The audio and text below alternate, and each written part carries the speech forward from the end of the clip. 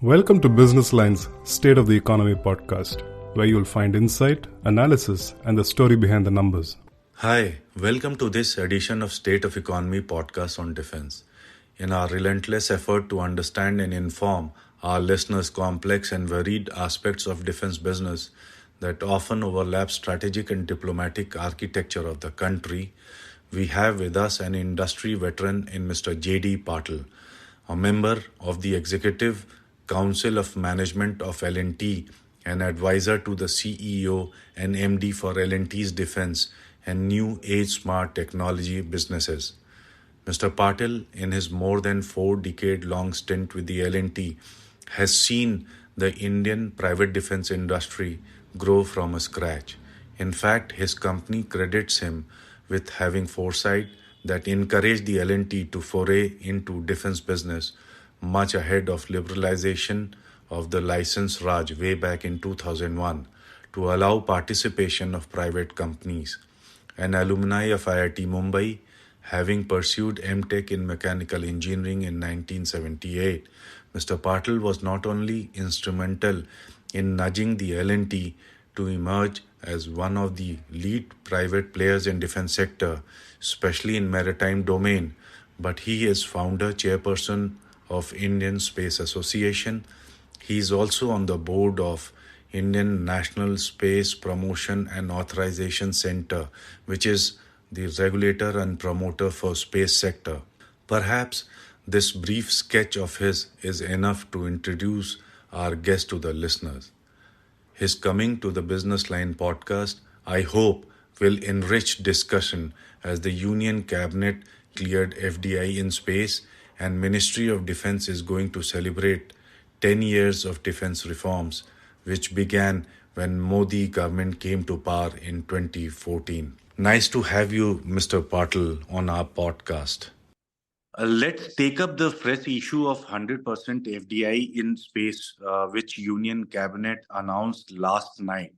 I'm sure the government took this initiative to tap into global space economy, which is expected to grow to $44 billion by 2033. And we are around just 2 to 3% of the global space economy. That brings me to the two questions. First question, how well prepared we are in terms of policy initiative and industry response?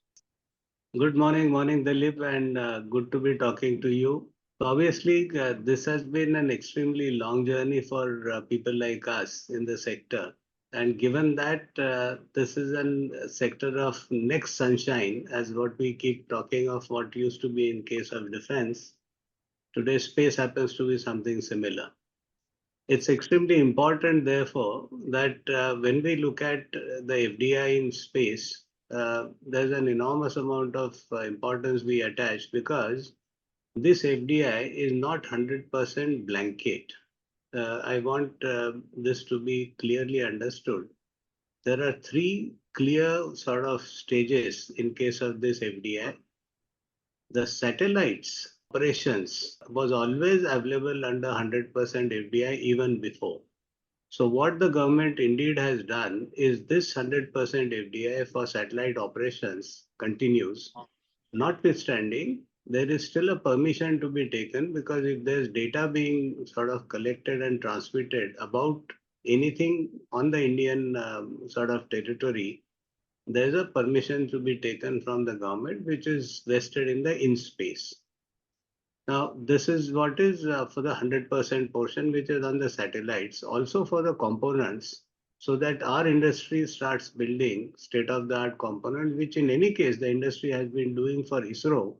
But now we will also be in a position to do this kind of ultra high precision parts and subsystems for anybody else's satellite. The second tier of this FDI is clearly about 74%, and the third tier is about 49% under the automatic route. Now, why this is important is there are certain areas of the space, like let's say you're making a launch vehicle. The space launch vehicle is as good as, let's say, an ICBM. And this is where it is extremely important that the FDI there cannot be different than what is applicable in case of something similar for the military, and that's exactly where under that it is 49. And then there are categories in between for the ground systems and those. Now, for ground systems, it is 74 under automatic and 100 under the government route. The reason is very simple. You're going to be sort of putting up the tech side within my own country using my own territory. So I will allow you 74%, which is an absolute majority, and nobody can block what you're trying to do. But at the same time, in case you want to, there has to be a specific reason for the government to clear that it is beyond 74. In general, I would say it's an extremely well and a delicate balancing which has been achieved. I wanted to get on to this counter space capabilities, I think, which CDS General Anil Chauhan also talked a few days back. Especially on this context, we have ASAT capabilities, but there were huge question marks whether we had the ability to shoot down a Chinese balloon which reportedly flew across our space, which eventually later Americans did it. So do you think you have varied counter space capabilities? And in this context, I would also like to pitch in this issue before you respond. Indian Air Force is also trying to get into space, and I think there is already a proposal pending with the government.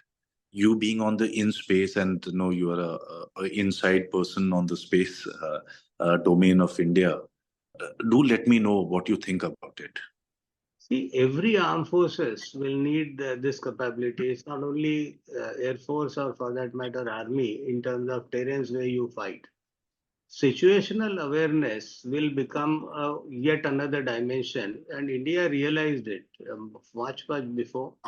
If you notice under the CDS, there is a specific position which was created more than a decade back for intelligence and surveillance. And you have a three-star officer who occupies that kind of a chair.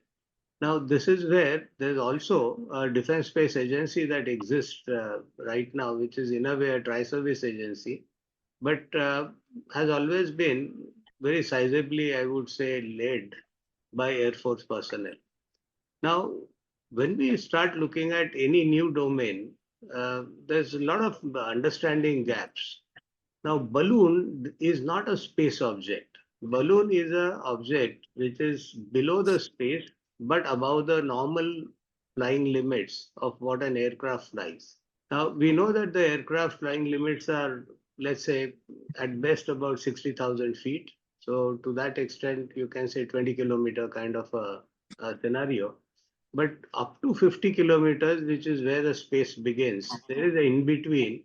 Now, neither your missiles will go there, neither are your other capabilities by which you can destroy something in that space, unless you have a truly an ASAT capability, which in normal case ASAT you will use when you go beyond into the space. Now, the legal definition between space and aviation truly begins. It becomes full space at about beyond 50 kilometers. Now, in between is where do you want to use that larger weapon to be able to do that? Of course, if the target is something which is that worrisome, I'm sure there is a capability within the country which can always be utilized. But your normal air defense won't really perform there. What can perform is a theater fighting capability, typically what we use in case of the ballistic missile defense. And those capabilities exist in India. We also have the Russian S-400s, which are today in India. This capability also was created through DRDO and industry, and that's a capability which actually can perform to what we are really needing. None of these have been today, the Indian capabilities yet inducted. Bigger threat in case of space objects is not about whether China will knock off our satellite or we'll knock off Chinese satellite. The bigger threat today in case of space is if I can hack your satellite, I don't need my satellite. What I can do today on ground, I can also do it in space. And that's exactly where now you start seeing that India is talking of enormous amount of focus on why we want to make our own chips, why we want to design them here. Now, if you have designed and made your own chips, there's no way somebody can actually sort of hack it because you have your own hardware, you have your own software, your own control on what you will allow and what you will not allow in terms of electronics communication. Your interfaces decide whether somebody can ever communicate. If you are out of communication band, nobody can hack you. Last month, Defense Secretary Mr. Girdhar Armani, in an interview, said nearly 45% of new defense orders will be going to private industry, and 25% of the R&D government budget will be up for no private players. Why regulate orders when we have opened up the defense sector? And what exactly can you take us through any big projects we can expect this year? A very tricky and a good question, Dilip. I must say that I'll deal with it in two parts. First, the 25% R&D funding. This is something which the finance minister announced in the budget of 22-23. So today we are exactly 25 months beyond that date. We have not seen any action. Obviously, we have constantly heard that the leadership at the level of political as well as the secretarial level have been talking that this will be made available to the industry.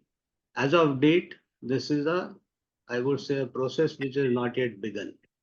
This was supposed to be implemented through the make routes, and make route means that there is a joint funding the government and industry will do towards building future capabilities. As of date, except for one program which was not really announced under make but placed on a PSU under make, no other program under make one category of joint funding has happened.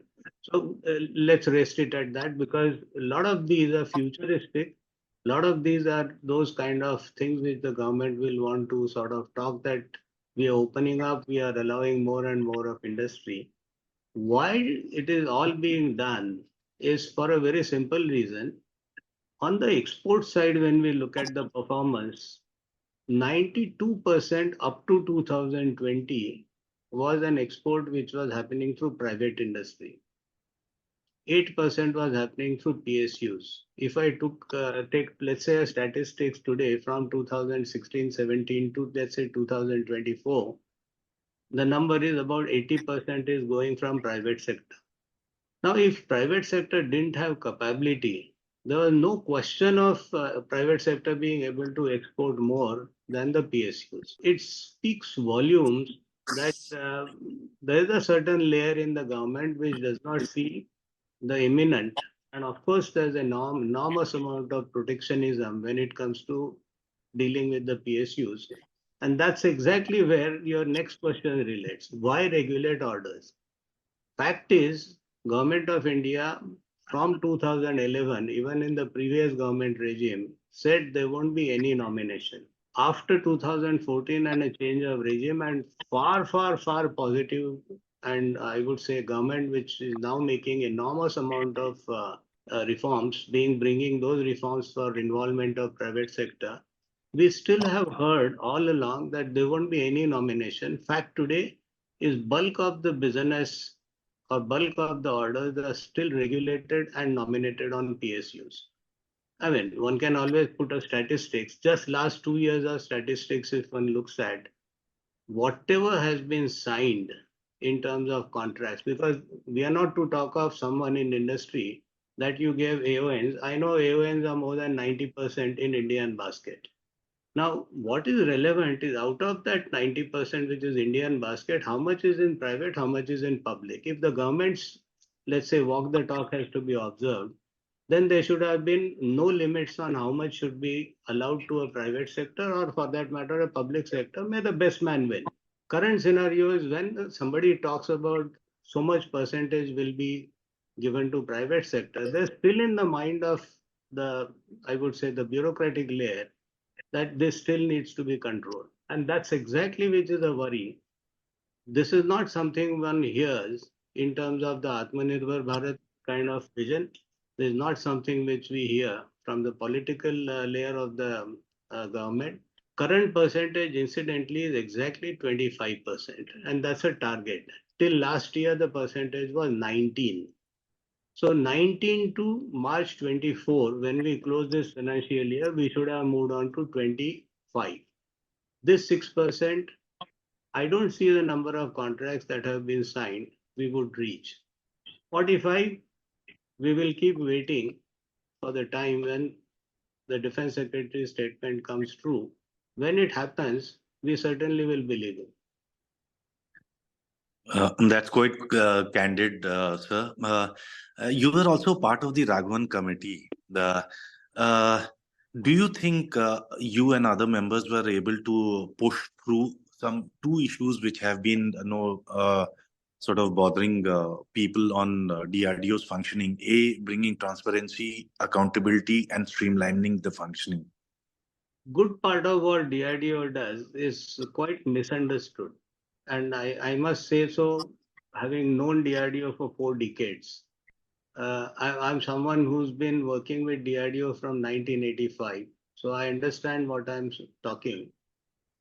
DRDO has been very sizably doing a work in a zone when bulk of whatever capability India should develop was not being given to India, and there was a clear apartheid when it comes to flow of technology into India. Now, when you are into that kind of a zone of, call it, we always say, denial regime. In denial regimes, what you ought to have taken in terms of time, you can always go wrong. Now, we cannot measure R&D, and this is applicable worldwide and to any and every, even private companies. When we say that we'll probably do a new product development in 3 years' time, it can become 4 years.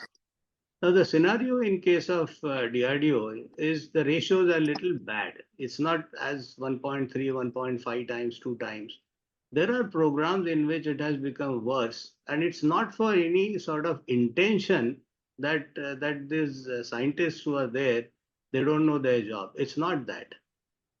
On the policy side, what have we really made out DRDO as is extremely relevant, because if, let's say, we buy onions and potatoes for putting it into a canteen, follows the same process as top-end research, contracting to be done, then there's a lot to do with the process, which is also enormously contributing to these delays and the freedom which is not being available to people on ground. So there's been huge amount of debates on some of these issues that DRDO certainly can be measured and should be measured like any other thing, because if government money is being spent, there has to be a measure of output, but then they also need an empowerment. Now, a current setup in DRDO is obviously that entire decision making stays within ministry. We know when it is ministry, it's primarily the bureaucratic layer, and that's essentially where probably higher decision making forum is what is going to make sense, and that is what the committee has attempted. Getting on to another subject, I think, which is, I'm sure, you would love to talk about. Now, government is trying to build huge shipbuilding infrastructure through defense, PSU, and private industry collaboration. Being one of the leading, private shipbuilding company, are you engaged in this initiative of the government?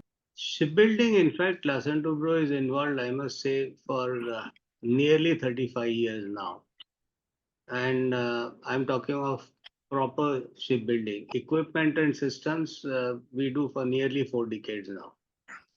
Now, given that, we have always seen that this is a sector which is quite misused in terms of the ordering side, because if you don't make opportunities available to industry, you don't expect the industry to be doing anything wonderful. While today I can say that this is a sector which was quite well balanced about 1.5 decade back. There were primarily 3 government PSUs, I mean the defense PSUs and 1 PSU, which is Cochin. And there are 4 which existed. We added an HSL, which was a. We also had 4 major private sector companies as of that time. all private sector companies except Larsen Toubro had to shut shop, get into bankruptcy, and their business stopped. Now, this is when it happens. I think any decision maker in the government has to be thinking as to why this has happened. Commercial shipbuilding in India is not viable because the Chinese subsidies are so high that at 20, 25, 30% differential in terms of cost of what you produce, commercial market will not buy anything for 2 rupees extra from you.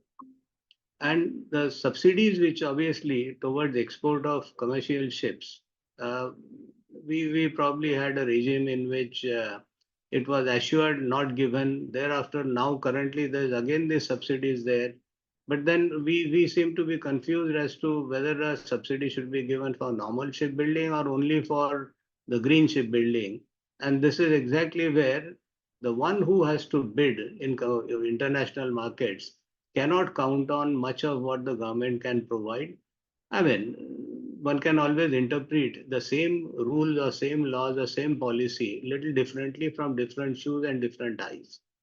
Now, this is where the defense shipbuilding becomes extremely important. 89% of all the orders from the day shipbuilding was opened for private sector participation in 2001 to 2023 have been nominated to PSUs.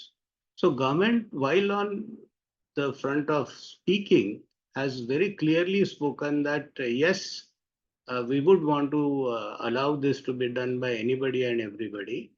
But at the same time, when it comes to regulating the order inflow has been primarily regulated. Now, is it the thing of the past? Hopefully, and most probably it is thing of the past because after 2016, I must say more like 2017, we have seen that many contracts have come into competitive bidding. But there's a fact that even today, if we count the total order value placed in shipbuilding in a given year from Ministry of Defense, there's a sizable amount of nomination. It's not as 89%, but there's a very sizable nomination still exists. Now, given this, there's a clear focus of the government that, or rather, certain layer of administration that the PSUs are important and they need to be surviving. Now, obviously, if there's only one private shipyard, which today is Larsen Toubro, we count on our performance because till date we have built 64 ships for India. We have built 12 ships for somebody outside. Now, none of these contracts were even one day delayed in terms of delivery. Government obviously has today still continuing to invest. Now, the biggest level playing field difference in case of shipbuilding that you raise the subject comes in because PSU bulk of the assets are actually government funded. So the asset servicing cost in the PSU's book is negligible, virtually zero. When a private sector creates the same asset using the same Indian money, one which is collected in the form of tax from people like you and me, and then spent by government onto a government shipyard. Second, the banking system, the private sector company borrows money, builds a shipyard. Now it has obviously to be serviced in terms of depreciation and interest. And this will now appear in your tender when you're filling as a cost. As a result, the private sector's ability to win competitively has not been so great. Now, this is not understood by the administration that there is a fundamental level playing field difference. And this is exactly where I would say the private sector, one after another, shipyards have got closed and virtually gone out of business. So this reminds me, sir, what is the status of submarine project P75I? No, you have bid and you have tied up with Navantia and are competing against Mazagon Dock and Thyssen Group. Yeah. Thyssen Group. The program still is being handled through very delicate level of, I would say, classification. Suffices to say that the TECs are behind us. And of course, now it is in the limited field evaluation trial which need to be done, and thereafter the commercial process begins. This also, no, let's talk about your ventures. Sir, I'm told the trials are going on for all-terrain vehicle, no, BV S10, co-produced in collaboration with BAE Systems. So, is there any order on your way? In fact, we have finished the trial. Unfortunately, the other players have not been able to do some part of their trial, so we have to wait for some more time. We have to see whether there's some other vehicles also qualify or not. So I won't count on that order in the budget year of 24-25. In this whole segment, no, Americans are trying to push their own all-terrain vehicle, the Striker. Uh, Given that no India has capability, defense PSUs they manufacture all-terrain vehicles. Do you think more the merrier, or do you have no reservations over no striking coming into the market? I think each one of us are focusing on certain segments. If I look at it, purely land-based, let's say, vehicles, if one looks at, yes, you're absolutely right. There's Mahindras, there's Bharat Forge, there's Tatas. I think the all-terrain vehicle that we are talking of right now, which has completed this trial, where the BAE is involved, is to a very sizably different reason. Any vehicle which till today we've been operating in India has certain ground pressures. So there's a restriction in terms of what you can use or whether you can use this vehicle in the marshes of, let's say, the Sir Creek. Now, this is where the ability of a company to sort of bring in the land domain as well as the marine domain, marry the two into a system, makes an enormous difference. And that's a unique position we believe in Larsen Toubro we enjoy because we are a major in land as well as in marine.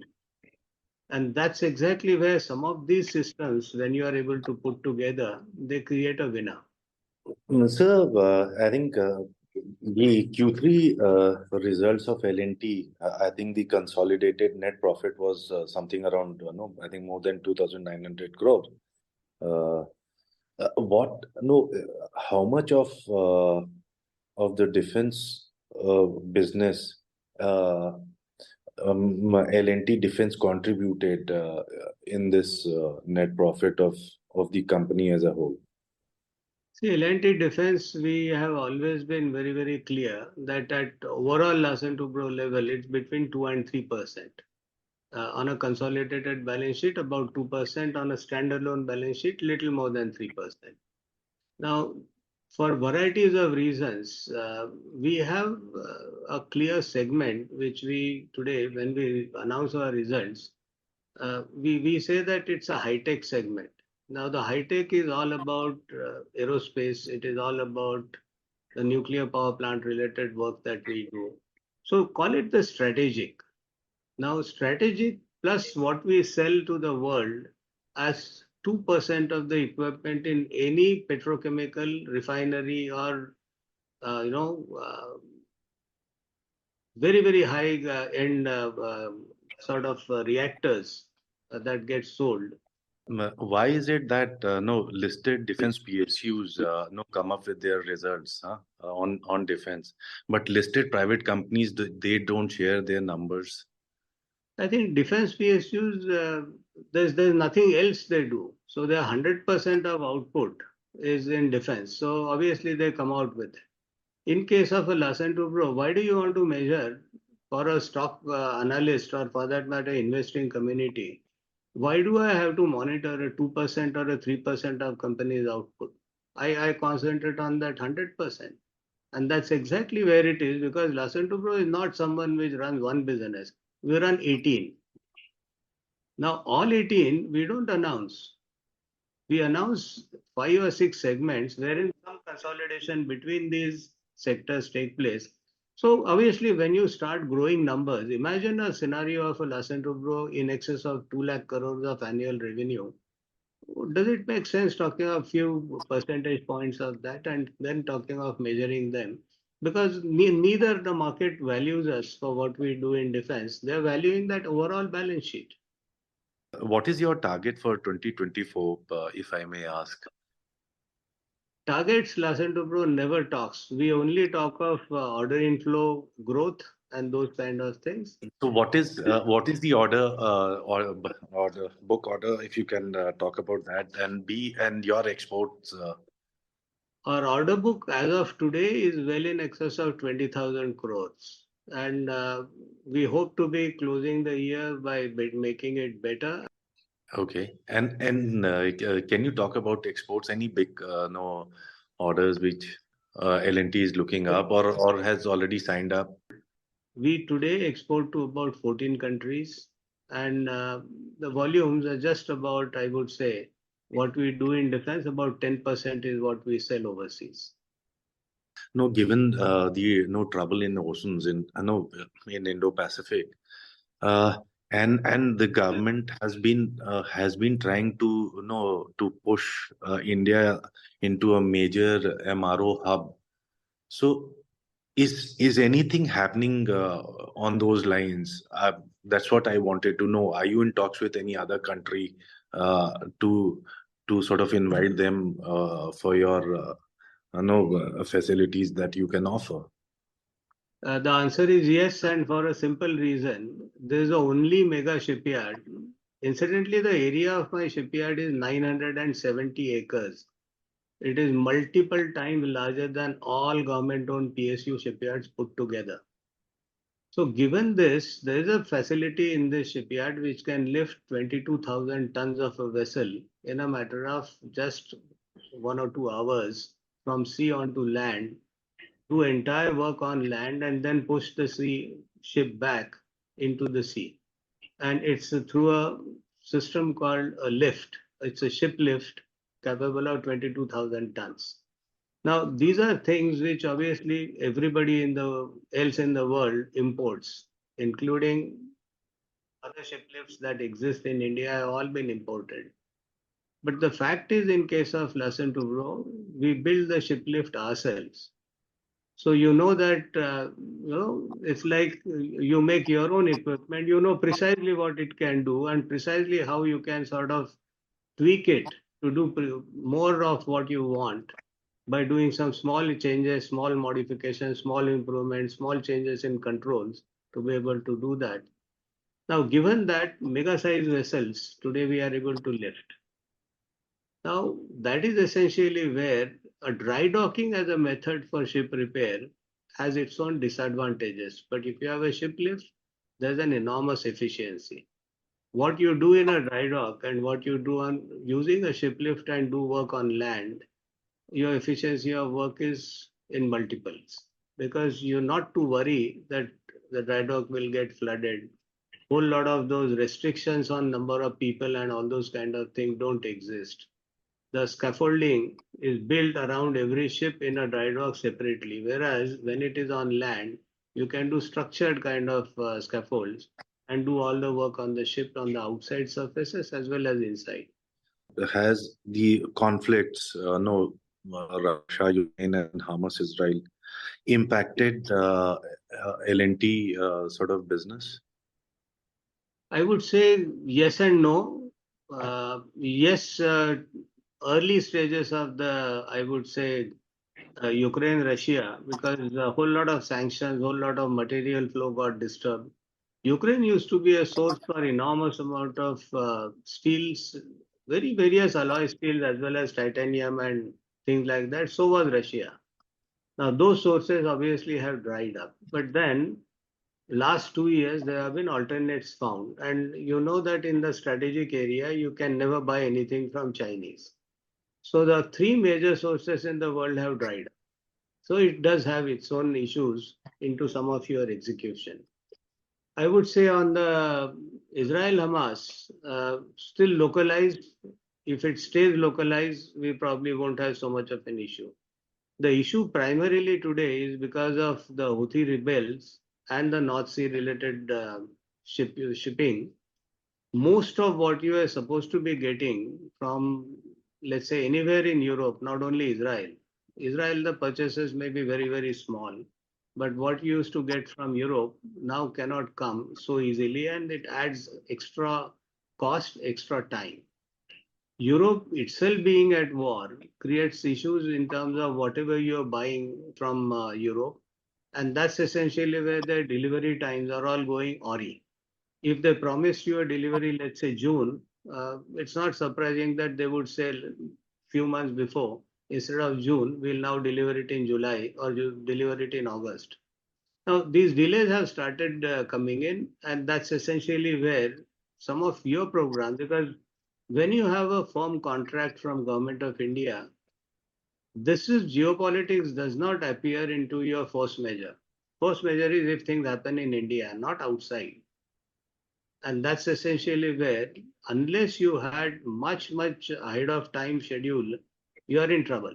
I think, sir, on that note, I think we'll have to wind up our engaging discussion. Thank you. Thank you, Dalip.